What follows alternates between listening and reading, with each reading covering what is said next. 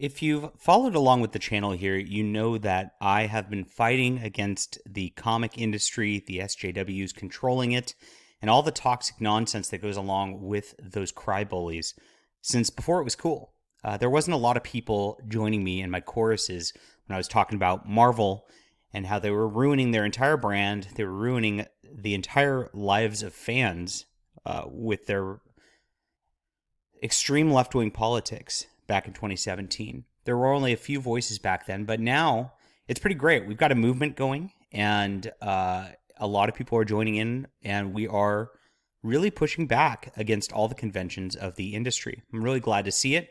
Really glad to see people like Bill Willingham joining in that. And I have worked with Bill Willingham. He's done a pinup for my Deus Vult graphic novel. I have a few copies left. So I've got like 10 copies of the regular. I've got 10 copies of the Musashi variant. The Musashi variant will never be printed again. This will be it. As soon as I'm out, I'm out.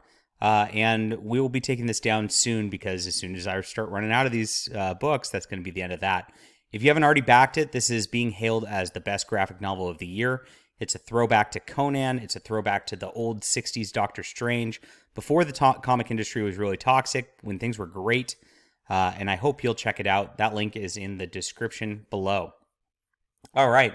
Whether you're from back in 2017, you joined us back then, or you're new, I appreciate you guys watching. I appreciate you guys reading. And I want to let you know that myself and the others in Comicsgate really do care about what you think and what you have to say.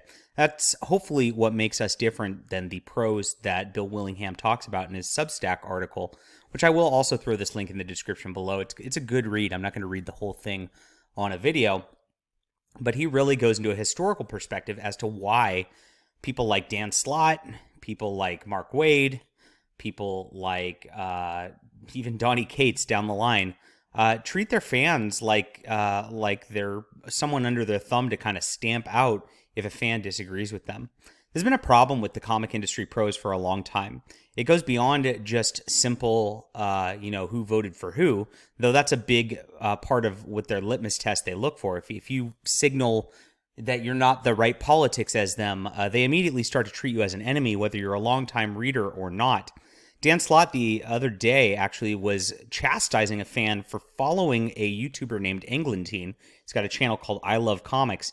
Englentine was one of the few back in the day with me who was criticizing the mainstream comic industry, and now Englentine is pretty chill. He doesn't really have many controversial takes. He just talks about comics on his channel. Really love the guy. He's a great guy. But Dan Slott was saying, "Hey, if you follow this guy, why are you even talking to me?"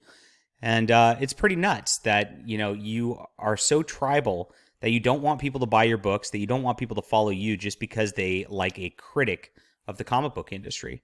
Very, very bizarre behavior, but this is how these insular bubbles of social media have actually insulated these creators and turned them into like this echo chamber of hate and derision against their own fans.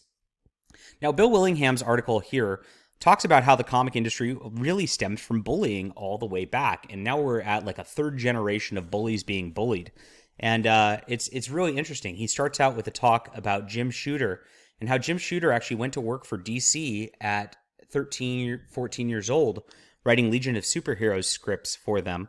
And the editors there actually bragged about how they could just mistreat him, be terrible to him because he was a teenager and he couldn't do anything about it because he really wasn't old enough to know better.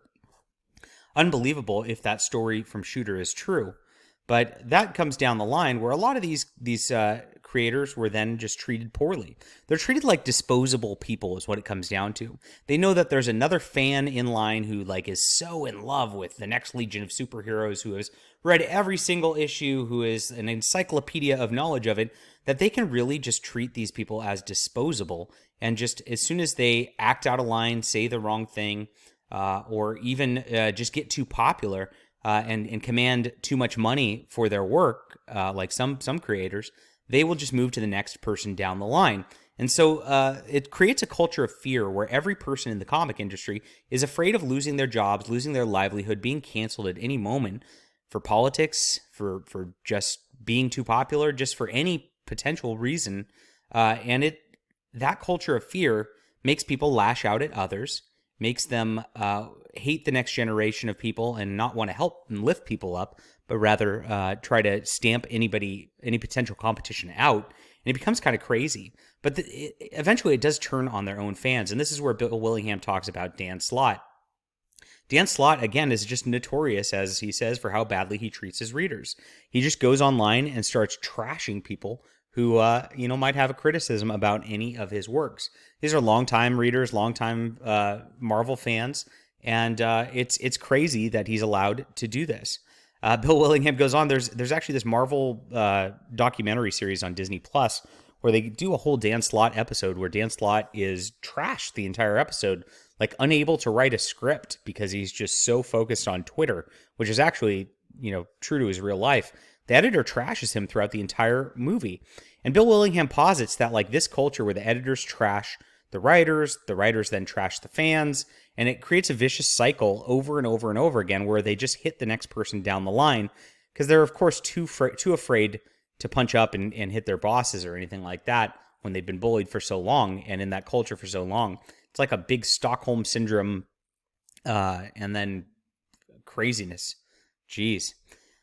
Of course, he also posits that social media amplifies this by, rewarding that behavior with likes and rewarding that behavior with your little social circles and all that. And I've seen that to be true. I've seen the way a lot of comic pros have acted also.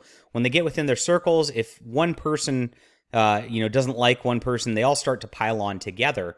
And of course, that culture doesn't help either. It's a really good article, like I said. It definitely sums things up very well, like what we've been saying for years here.